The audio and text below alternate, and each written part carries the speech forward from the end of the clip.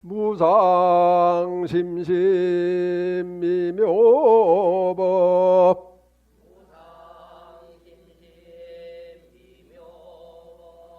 백천만금 난조우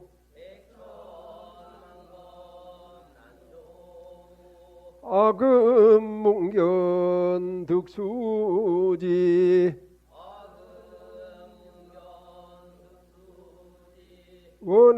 원해열의 진실이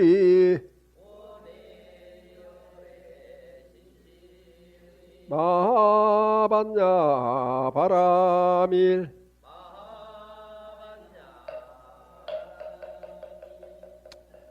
설법을 듣기 전에 먼저 설법을 담는 그릇을 깨끗하게 청소를 해야 됩니다. 지저분한 곳에다 설법이 들어가면은 중탕이 되어버려요. 설법이 생명력을 잃게 됩니다. 부처님 법이.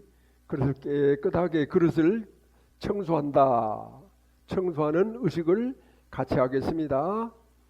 지난 동안 지은 바 모든 악업은 무실에 탐진치로 말미암아서 몸과 말과 뜻으로 지었음이라. 제가 이제 그 모두를 참회합니다.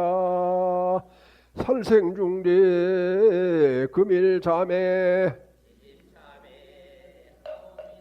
투도중대 금일참회 사음중대 금일참회 망어중대 금일참회 기어중대 금일참회 양설중대 금일참회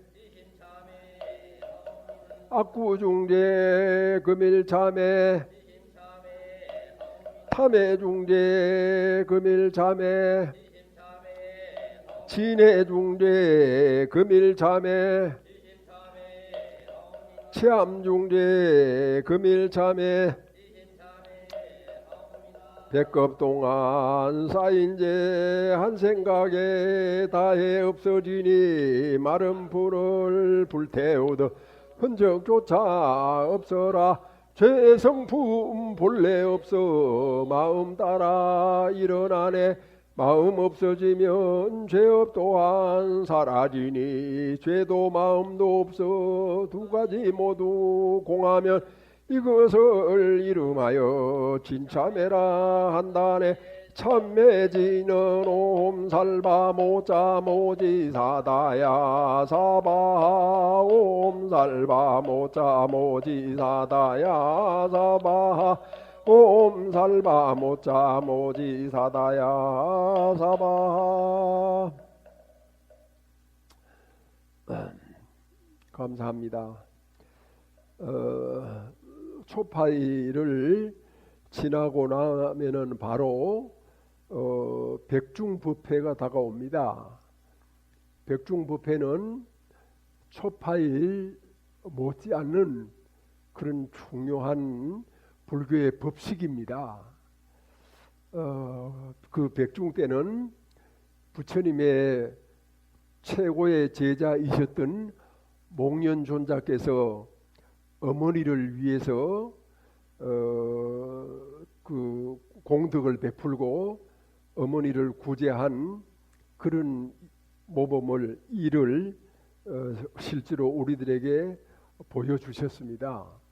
그래서 부모님이 살아계시면은 더욱 효순 공경하고 돌아가셨으니면 부모님께 조상님께 늘 감사하고 또 공양 올리고 또 그 공양 중에서 가장 훌륭한 공양이 부처님 법에 기하는 겁니다.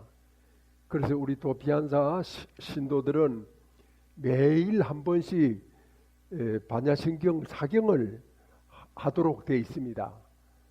그래서 7월 백중날까지 사경을 다 해서 그 사경한 것을 백중날 절에 가지고 와서 이제 태워서 부모님 전에 조상님 전에 올린다 이렇게 이제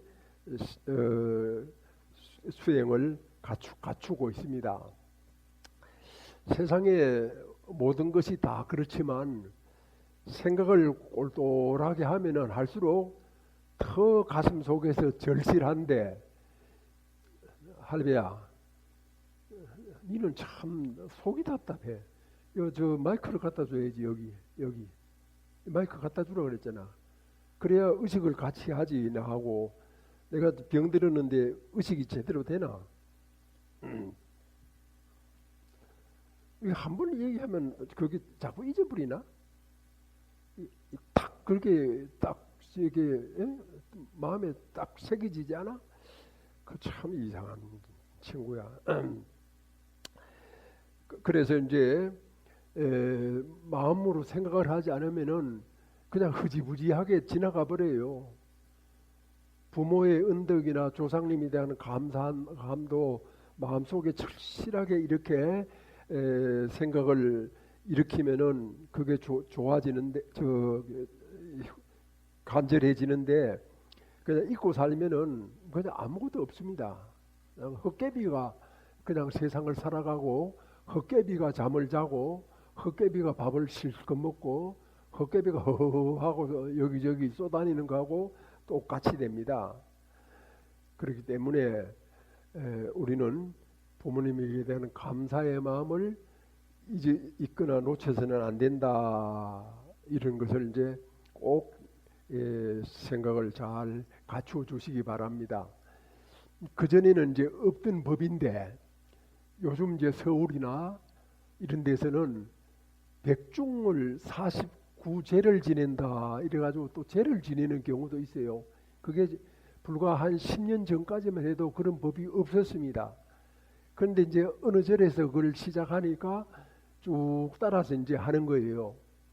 근데 이제 우리 또 비한사는 매월 한 번씩 지장법회를 통해서 부모님과 조상님께 감사의 공덕을 지어 올리거든요. 그리고 이제 사경을 하는 것이 우리 도피한사 불자들의 수행 덕목입니다. 그렇게 많은 경전 중에서도 반야신경 그 다 한문으로 쓰면은 270자예요. 쭉 쓰다 보면은 시간도 얼마 걸리지 않고 할 수 있는 그런 이제 훌륭한 수행입니다. 그런 이제 점들을 잘 갖추어서 그냥 차일피일 오늘 내일 미루지 말고 감사하고 고마워할 줄 아는 진정한 그런 이제 사람이 되고 자식이 되고 또 인간의 어떤 그런 길을 가야 되지 않겠나 그렇게 생각을 다시 한번 합니다. 자, 그러면 여기 오늘 그 부부가 같이 오신 분들 손 들어 보세요. 부부가 같이 부부 같이 오셨어요? 좋습니다. 부처님의 깨달음의 법은 영기를 중도입니다. 영기 중도는 같은 말입니다. 그걸 같이 붙여 쓰는 겁니다. 영기 중도다. 그래서 이 세상에 영기 중도 아닌 것이 없어요. 전부 다 영기 중도예요. 영기 중도다. 영기 중도를 법이라고 하거든요. 그러면 이 세상에 영기 중도 아님이 없다라고 하면은 일체법이 그 다음에 제법이 다 영기 중도다. 이제 그렇게 이제 보는 겁니다. 그러면 영기라고 하는 말은 인연이라고 하는 말인데 이 세상에서 인연이라고 하는 말을 딱 떠올렸을 때 가장 절실한 인연이 뭡니까? 아는 분. 가장 절실한 인연이 가장 절실한 인연은 부모와 자식이 아니에요. 그보다 더 절실한 인연이 있어요. 그건 부부예요, 부부. 부처님의 법이 영기 중도인데 인연과 중도인데 영기를 인연이라고 번역을 해요. 인연을 영기라고 하기도 하고 그래서 영기 중도다 이렇게 이제 했을 때 그걸 법이라고 했고 그 영기 중도가 부부다라고 하는 겁니다. 가장 절실한 것이. 그래서 그 부부를 뭐라고 하느냐? 도반이라고 그래요.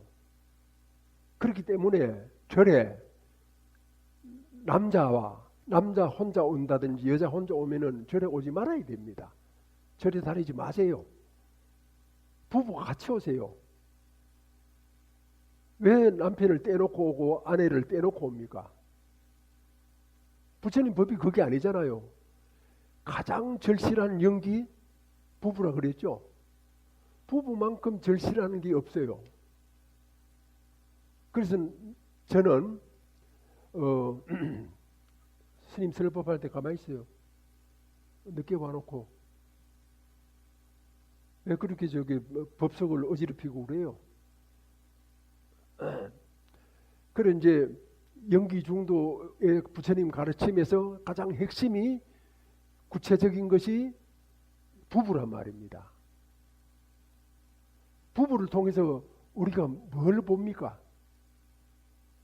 아내는 남편을 보고 남편은 아내를 보고 그 가운데서 뭘 봅니까? 자신을 봅니다. 자신을. 나를 보는 겁니다. 남편이나 아내는 나의 거울입니다. 거울. 그 거울이 뭐 조금만 뭐 어떤 때는 기분이 나쁘면은 인상도 쓰고 또 뭐 그냥 뭐 어떤 뭐 이렇게 얼굴에 그 저기 표정이 나타나잖아요. 또 그런 거 말하는 거 또 막 행동하는 거 전부 다 부부 사이에서는 다 나타나는 거야. 그게 마음속에 다 비치는 거예요. 그래 그 마음속에 비치고 드러나는 거를 거울과 같은 거예요. 그 거울에 나타나는 걸 어떻게 처리를 해야 돼요? 어떻게 처리를 해야 돼? 그게 아주 절실한 거예요. 절에 안 다니는 사람들은 자꾸 싸우는 거야. 시비를 걸고 뭐 안 산다 소리, 헤어지자 소리, 서초동에 가자는 소리를 밥 먹듯이 하고 사는 거야. 근데 이제 우리가 이제 처음에 남녀가 이렇게 만나면은 저 사람은 참 좋다.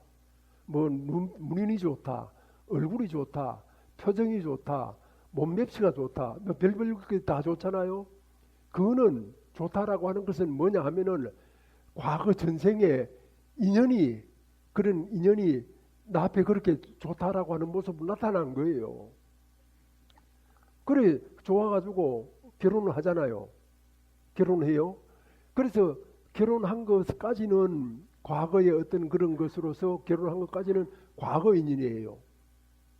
그러면 지금 현재 인연을 지어나가야 되잖아요. 그래서 이제 서로 같이 살아가면서 부부만큼 아주 밀접하게 교류되는 게 없어. 뭐 생각도 다 교류가 되고 잠자는 모습만 봐도 이 사람이 무슨 생각을 하고 있다. 또 얼굴 표정만 봐도 저 사람이 나에게 불만을 가지고 있다. 또 몸짓만 봐도 뭔가 못마땅해서 저러는구나. 흔하게 손바닥 들여다보시 다 아는 거예요. 그게 거울이거든요. 그랬을 때 내 마음가짐을 어떻게 해야 되느냐.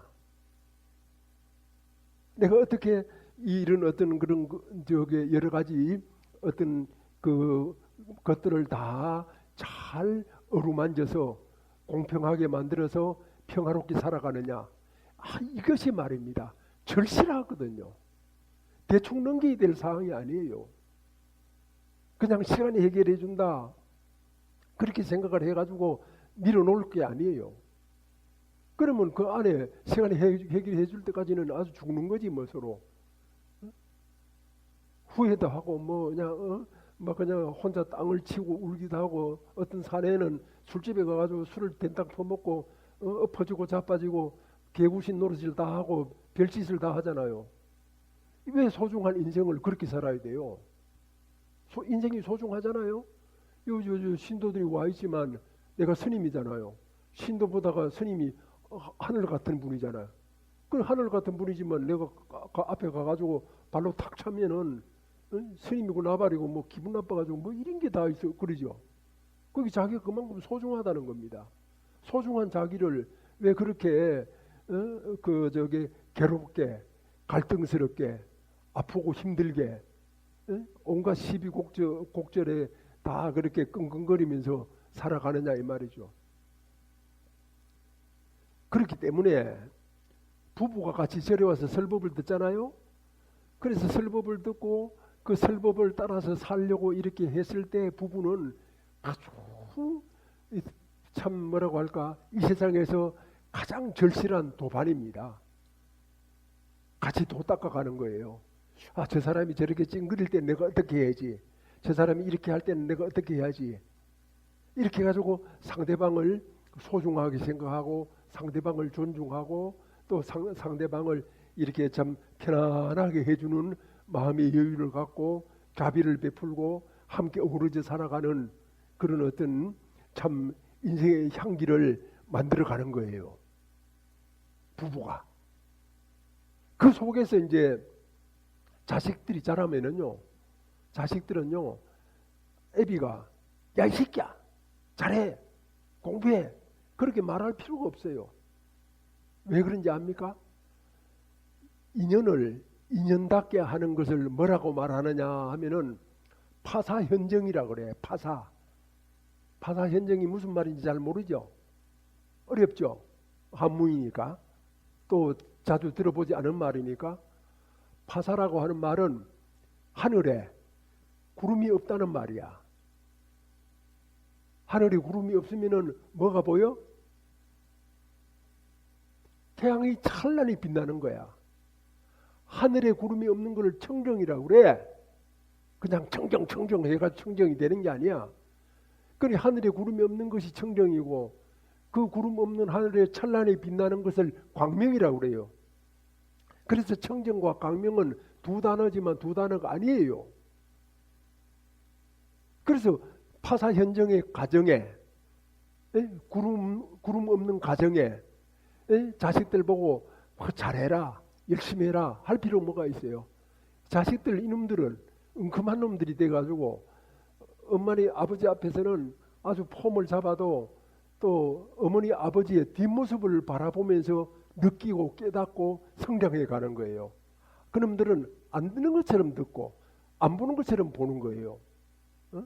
자식들은 그런 거예요. 그러나 이제 어머니 아버지가 두 사람이서 도반으로서 설법을 듣고 와가지고 마음에 어떤 그런 그 수행을 잘 절실하게 하면서 서로 소중하게 생각하고 살아간다라고 하는 모습을 보면은 어떻게 되겠어요? 말할 필요도 없죠. 그래서 훌륭한 가정이 되는 겁니다. 또 그런 사람들은 또 따로 뭐를 어쩌라 저쩌라 할 것 없이 양가의 부모님에게 효순합니다. 공경합니다.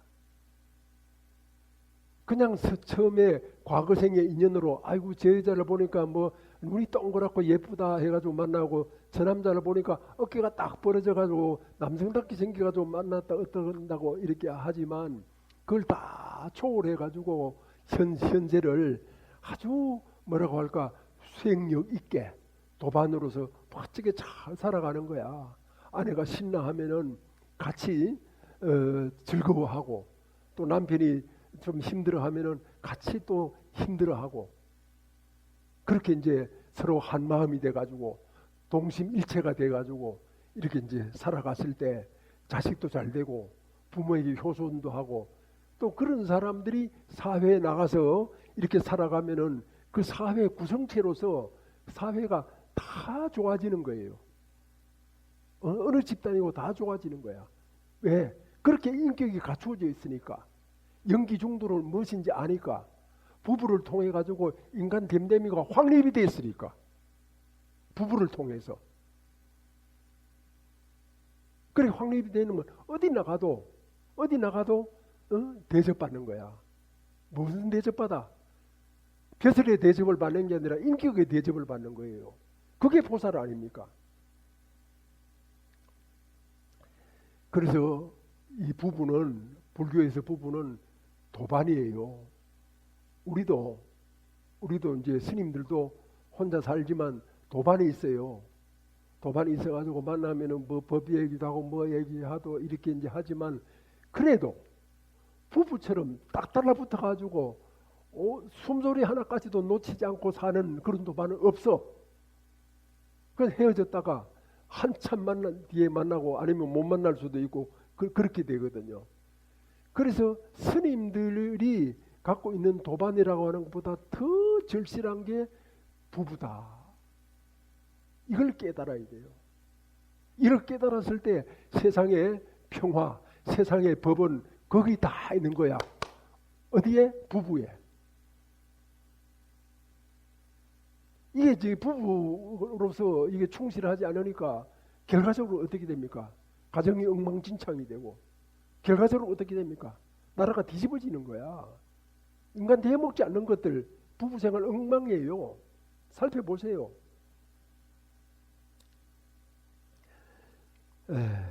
사람이 자기 마음을 이렇게 보는데 거울이 있어야 되잖아요. 그게 바로 부부라고 하는 상대방이에요. 그 상대방을 통해서 내 마음을 보고 내 마음을 다스리고 내 마음을 조절하고 내 마음을 이끌어가고 내가 나를 나무래기도 하고 참 잘못됐다 하고 참여하기도 하고 눈물을 흘리기도 하고 그렇게 정리하고 다 마음을 다스리고 마음의 본래 상태 부처님 마음의 상태로 이렇게 돌아갈 수 있는 그런 그 도반이 누구냐? 내 아내고 내 남편이다.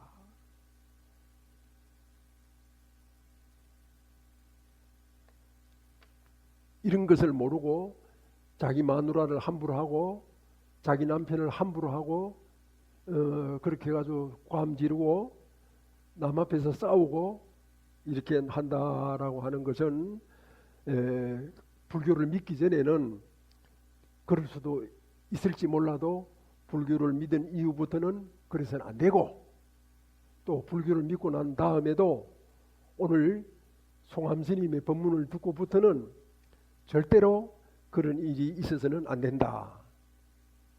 그렇기 때문에 좋든 싫든 이렇든 저렇든 서로 다른 가정에서 태어났어요. 전혀 삶의 문화가 달라요. 그렇지만 그 두 사람이 만나가지고 잘 어울려서 그 부부만의 문화, 부부만의 삶을 개척해가지고 이루어서 평화스럽게 잘 살아간다고 했을 때 부부 생활의 성공이 뭡니까? 인생의 성공이죠. 인생의 성공으로 끝이 납니까? 대한민국의 발전입니다. 인류의 향상입니다.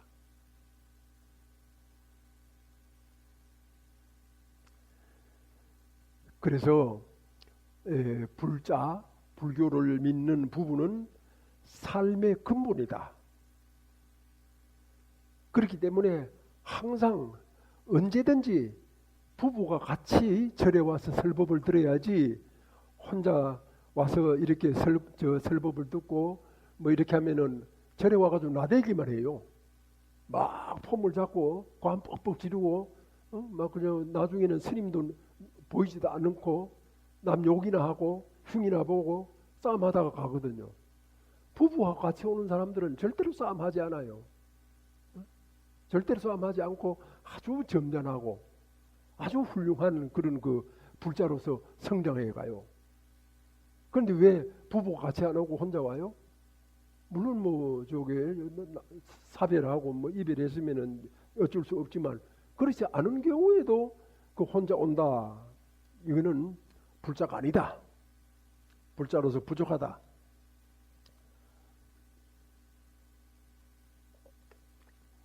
그래서 가정생활이 이제 성공적으로 그렇게 경영이 되고 잘 운영이 된다라고 하는 것은 이것은 이제 나라가 발전하는 겁니다. 지금 우리나라가 이제 좀 어지럽죠. 나는 어지럽다고 생각을 하고 있습니다. 그럼 이 어지러운 것은 어디에서부터 출발이 되느냐? 부부 생활이 엉망진창이야. 엉망진창이야. 간신히 어서 남의 눈치를 봐서 사회적인 불이익을 당하지 않기 위해서 부부라고 하는 어떤 그런 그 매듭을 통해 가지고 사회 보장 제도라고 하는 그런 보호를 받기 위해 가지고 그냥 이렇게 묶여 있는 거예요. 마음은 딴 데가 있어. 난 그런 거 싫어해요. 그래서 저리 와서 아무리 신심이 있고 뭘 잘한다라고 하더라도 부부가 같이 잘해야지 왜 니 혼자 잘하느냐 이거야. 어? 그래서 나라가 어지럽다. 이거는 부부 생활이 잘못돼 가고 있다. 우리가 지금 나라를 위해서 진정으로 걱정을 한다면은 부부 생활을 잘해야 돼요. 지금부터라도 대호각성하고 반성을 해가지고 제대로 잘해야 된다. 나라를 위해서. 그게 나라가 잘 되는 길이거든요. 그래 이제 저는 이제 그 가정에서는 기도를 많이 해라. 기복불교를 가르치고 또 나라를 위해서는 호국불교를 해라. 호국불교. 호국불교가 의용불교가 아닙니다. 아주 자랑스러운 겁니다. 호국불교가 뭡니까? 부처님 법대로 사는 거 아닙니까? 우리나라를 부처님 법으로 이끌어가는 거 아닙니까? 그게 호국불교거든요. 호법불교, 호국불교. 이제 그렇게 되는 겁니다. 그럼 여기 전라도 사람 있어요? 전라도 손 들어봐요. 옳지. 경상도 손 들어봐. 경상도나 전라도는 대한민국을 그걸 대신할 수가 없어요. 우리 가정을 지켜주는 것은 전라도가 아니에요. 경상도가 아니에요. 대한민국이에요. 대한민국이 잘 되는 일을 해야지 왜 전라도가 잘 되는 일을 합니까? 왜 경상도가 잘 되는 일을 합니까? 그래서 불교는 호국불교라니까 호전라도 불교가 아니고 호경상도 불교가 아니에요. 그렇지. 맞는 말이야. 맞는 말이지. 우리는 이제 그 맞는 말을 다시 찾아야 돼요. 그래서 경상도 사람이 선거에 나오면은 80%, 90%막 찍어주고 전라도 사람들이 나오면은 막 89%, 90%막 찍어주고 이건 나라가 망할 징조입니다. 그렇게 해서는 안 됩니다. 깨어나야 됩니다. 그거는 불교가 아니거든요. 그래서 우리들 가정을 지켜주고 보호할 수 있는 것은 국가예요. 국가. 어떤 도가 아니에요. 미국의 케네디 대통령이 선거해서 가장 젊은 대통령이었죠. 이제 대통령이 됐어요.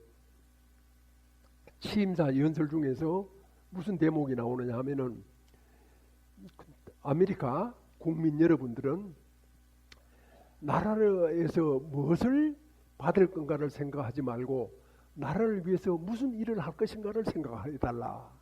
그렇게 얘기합니다. 그 젊은 대통령이. 그래서 내가 이제 그 뒤에 이렇게 책을 좀 보고 뭐 이런 보니까 미국의 부자들은 돈을 열심히 버는 거야. 그래서 어떤 사람이 가서 물었어. 왜 그렇게 돈을 열심히 버느냐? 이래 하니까 국가에 세금을 많이 내기 위해서 돈을 열심히 번다는 거야. 그 사람들은 호국 불교를 모르지만 호국을 하고 있거든요. 국가가 무엇인가를 알 수 있어요. 무슨 샌프란시스코 더 중요하다, 뉴욕이 더 중요하다, 그따위 소리를 안 해요. 국가야. 그래서 국가는 또 개인이 어디 가서 죽으면은 끝까지 가서 책임을 묻고 그 유해라도 가져다가 아주 참 영예스럽게 이렇게 대접을 해주고 또 비행기를 타고 갈 때 그 비행기 안에 군인들이 있으면은 늙은 노인이 일어나가지고 그 군인들한테 자기의 1등석을 주고 그 노인이 3등석에 가서 앉는 그런 풍토를 가지고 있거든요.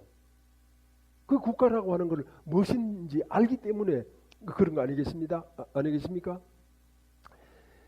그런데 오늘날 이제 그 나라가 어지럽다. 그러니까 정치인들이 별별 짓을 다 한다 뭐 이런 말하고 똑같아요. 그 왜 그러느냐? 부부가 서로 사랑하지 않기 때문에 그렇다. 부부가 서로 책임지지 않기 때문에 그렇다. 국민이 어리석어서 그렇다. 그런 거거든요.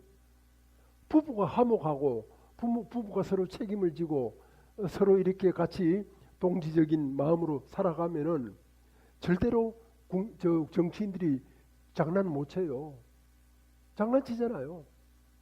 지금 법원은 암흑의 놀이터가 돼버렸어요. 법원은. 그래서 그쪽에 관계되는 전라도 판사들은 다 그쪽으로 가버리는 거야. 그렇게 이 민주주의 제도라고 하는 것은 가장 이성적인 거거든요. 가장 영기적인 거거든요. 가장 법적인 거거든요. 그래서 이 국가의 모든 것은 일체법이거든요. 이게 법이 법답지 못한 거야. 법이 다 허물어져 버린 거야. 그래 내가 스마트폰을 쓰거든요. 그런데 스마트폰을 쓰는데 일반인들처럼 막 스마트폰만 들고 앉아가지고 이렇게 하질 않아요. 필요할 때 딱 보고 딱 넣어놓고 딱 버스를 타고 와도 버스에서 명상하고 가요. 가만히 앉아서 그렇게 가거든요. 그런데 스마트폰으로 자꾸 연락이 오는 거야. 돈 15만 원 받아가래. 야, 그래가지고 내가 그 소리를 듣고 이 돈 15만 원 받아서 어떻게 하느냐, 어디다 쓰느냐, 어떻게 써야 되느냐 고민스럽다고. 그래가지고 이제 자꾸 받으러 오라고 그 스마트폰에서 울리니까 그걸 받긴 받았어요. 받아가지고 내가 뭐 했느냐 하면은 절에다 보시했습니다. 종무실장도 있지만 한 푼도 내가 손 안 대고 절에다 보시했어요. 어디 공공위탁 기관이 있으면 거리로 보내고 싶더라고. 어떤 개인의 돈도 아니고 결과적으로 국가의 돈 13조 9천억을 내가지고 국민 한 사람한테 15만 원씩 뿌린다라고 하는 것이 그게 잘하는 일인지 뭐 잘못된 일인지 나는 아직도 잘 모르겠어요. 왜 그렇게 해야 되는지도 잘 모르겠어요. 열심히 노력해가지고 살고 이렇게 하면은 그게 되는 거 아니에요? 참. 그래 이제 이 국가가 이제 얼마만큼 이제 우리나라가 이제 어렵게 되느냐 하면은 전라도 광주에 기아차 공장이 있답니다. 그 기아차를 만들어내는데 그 공장에서 기아차 만들어내는데 아무리 차를 만들고 팔아도 남는 게 없대요. 오히려 손해가 난답니다. 뭐 때문에? 인건비 때문에. 거기에 수많은 종사자들 1년 연봉이 9천만 원이랍니다. 그래 이제 이 기아차가 자꾸 이렇게 문을 닫아가는 거야.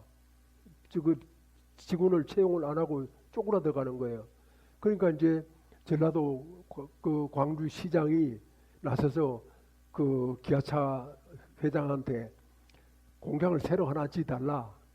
시주면은 우리가 이렇게 그 실업자들을 모아가지고 해서 연봉 4천만 원의 인건비를 저걸 해주겠다. 그렇게 이제 협상이 돌았답니다.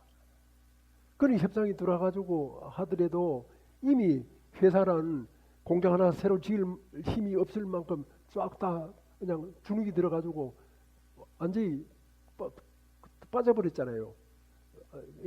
뭣도 못할 그런 상태에 들어가 버린 거예요. 그리고 또 저쪽에 있는 9천만 원짜리 기아차 민주노조인가? 그 사람들이 가만히 있지 않는다는 거야. 그래서 이렇게 이제 살펴보면은 그 국회의원들이나 정치인들이 최저임금이라고 하는 게 있어요. 한 시간에 얼마씩이다라고 하는 걸 확 높여놨어요. 그래가지고 우리 절에도 사람을 못 구해가지고 그때 이제 최저임금을 이제 딱 높여놓고 저 경남 남해에 있는 어떤 친구가 와서 살았거든요.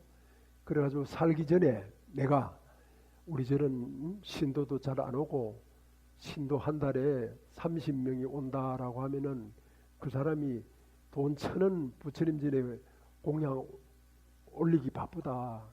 그러면 30명이면 얼마냐? 3만 원밖에 안 된다. 그래가지고 근근히 어떻게 먹고 살아가는데 뭐 이런저런 소리 하면은 우리는 못 산다 이렇게 하니까 아, 알았대. 예, 알았대. 그래 이제 그 사람이 이제 한 달 있다가 사실이 그러니까 와서 장부를 들여다보니까 너무 형편없는 절이거든.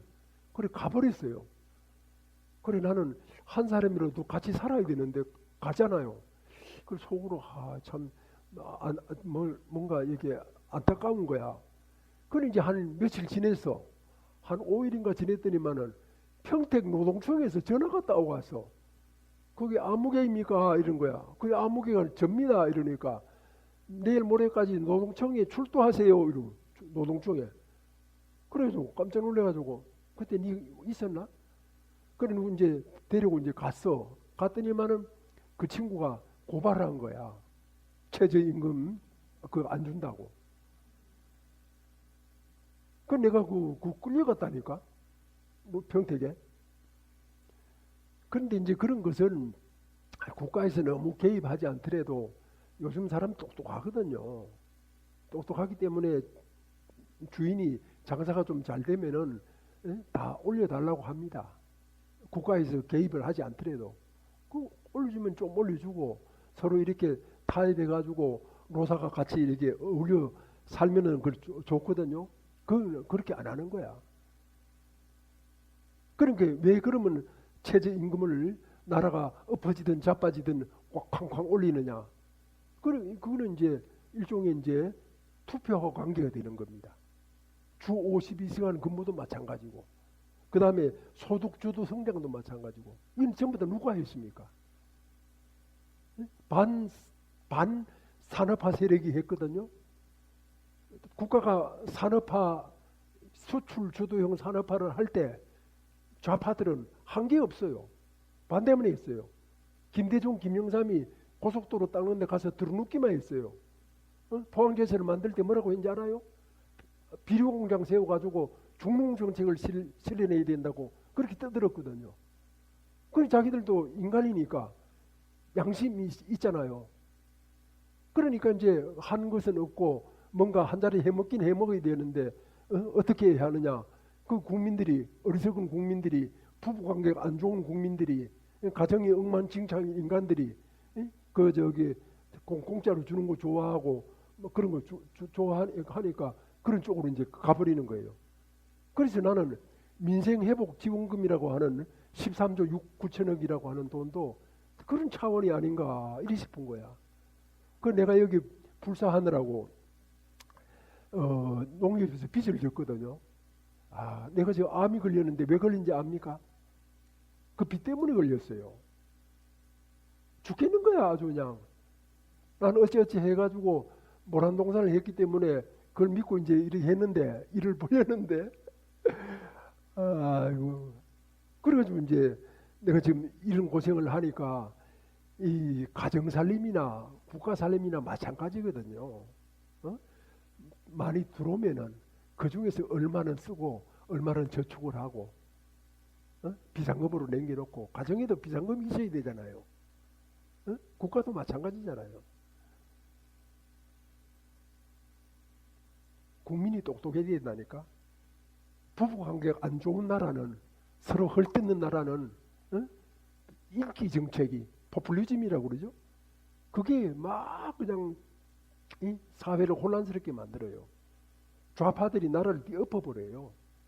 부부관계 안 좋은 나라일수록 좌파들이 득세해요.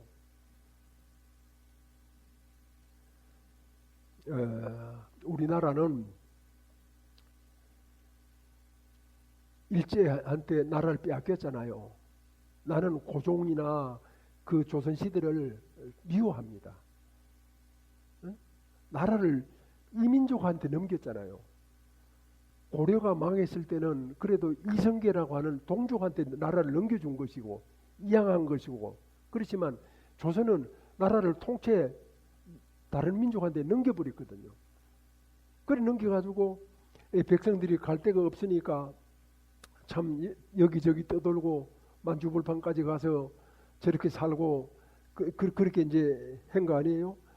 그런 어떤 그 상황 속에서 이제 1918년에 볼셰비키 혁명이 소련에서 일어나요. 러시아에서. 그래가지고 그 공산주의 운동이 시작되니까 독립운동을 하는데도 또 일제 일본에서도 사회주의자들이 많이 등장을 해요. 그 등장을 해가지고 이제 나중에 이제 연합군이 들어오면서 충돌하지 않으려고 38선을 그었단 말이에요. 38선 위로는 북한이고 저 소련이고 러시아고 남쪽은 미국이래. 그렇게 해가지고 서로 이렇게 잘 해야 되는데 그때 이제 모스크바에서는 스탈린은 여기를 이제 공산화 시키려고 작정을 하고 1946년에 북한에 각 면다리마다 인민위원회를 만들어 놨어요. 남쪽에서는 그럴 생각도 못 하고 있었는데 그렇게 해가지고 이제 공산화가 되는 거예요. 그 만약 이승만이 없었으면은 우리는 김일성이 백성이 돼 있을 겁니다. 지금 북한처럼 살고 있을 거예요. 그런데도 이제 남한에는 좌파들이 많았거든요.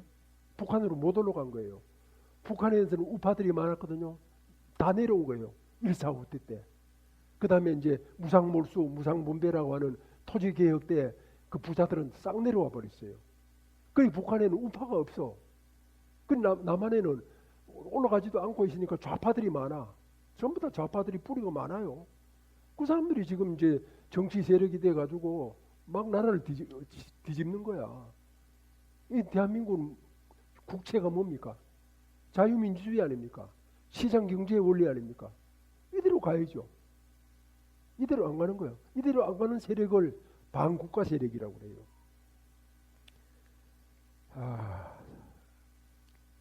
이런 것이 어디서 비롯됐느냐? 어디서 부처님 법을 활용하지 않고 부처님 법대로 살지 않아서 그렇다. 뭐가? 부부가. 좀 더 리얼하게 얘기하면은 부부가 같이 절에 오지 않고 과부처럼 호래비처럼 혼자 떡 와가지고 지 멋대로 하는 거야.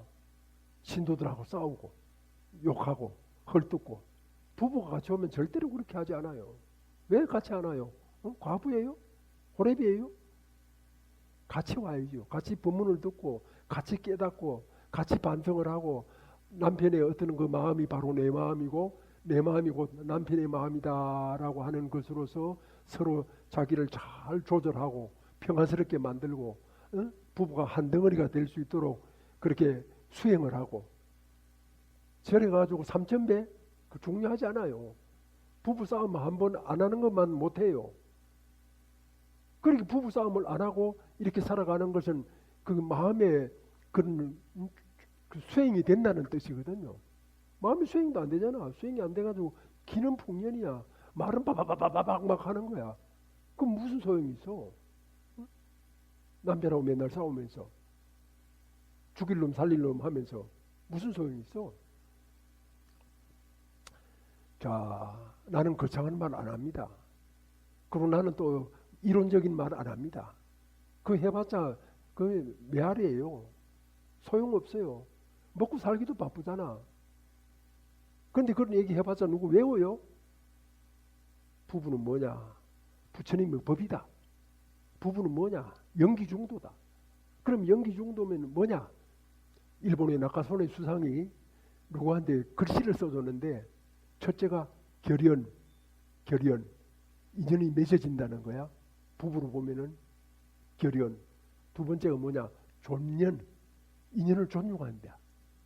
그 다음에 세 번째는 뭐냐? 수연, 인연을 따른다는 거야. 그래 나카소네가 박태준한테 써준 글이야. 그걸 이렇게 내가 떡 보니까 눈이 번쩍 띄는 거예요. 아, 이 나카소네가 불교를 알고 있구나. 부부에 만나는 건 결연이거든요. 그래 부부가 서로 상대방을 존중하는 건 존연, 존중한다라고 하는 뜻이거든요. 인연을 존중한다. 그 다음에는 수연, 서로 따르는 거야. 남편은 아내를 따르고 아내는 남편을 따르고 이렇게. 그것이 바로 불교예요. 하늘을 훌훌 날아다니고 과거생이 어떻고 다음 생이 어떻고 물론 그런 것도 있습니다만은 금생이 없이는 다음 생이니 과거생이니 아무 소용이 없습니다. 여러분 절실한 거는 부부로서 같이 살아가는 삶의 현장이에요. 저는 출가자는 도반이라고 해봤자 절실하지 않아요. 애 낳고 애 키우고 먹고 살고 부모 모시고 사회생활하고 하는 그런 찰박함이 스님들한테는 없어요.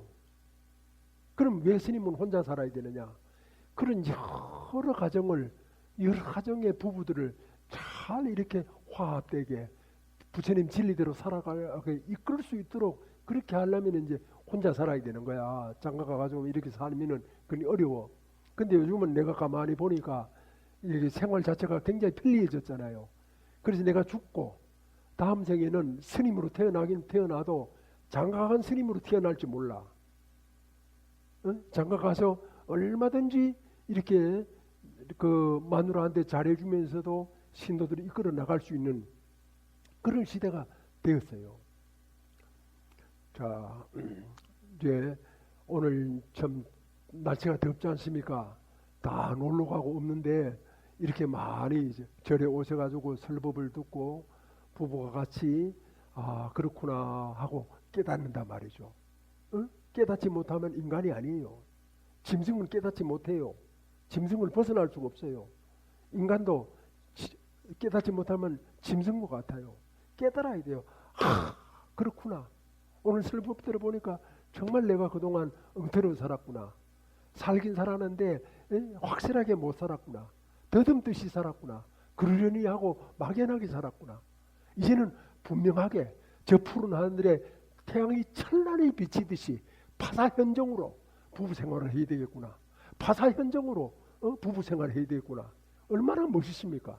얼마나 양명합니까? 얼마나 걸림없습니까? 얼마나 당당합니까? 얼마나 기쁩니까? 그만큼 더 좋은 일이 이 세상에 어디 있습니까? 그래서 내 영감, 내 마누라가 최고 아닙니까?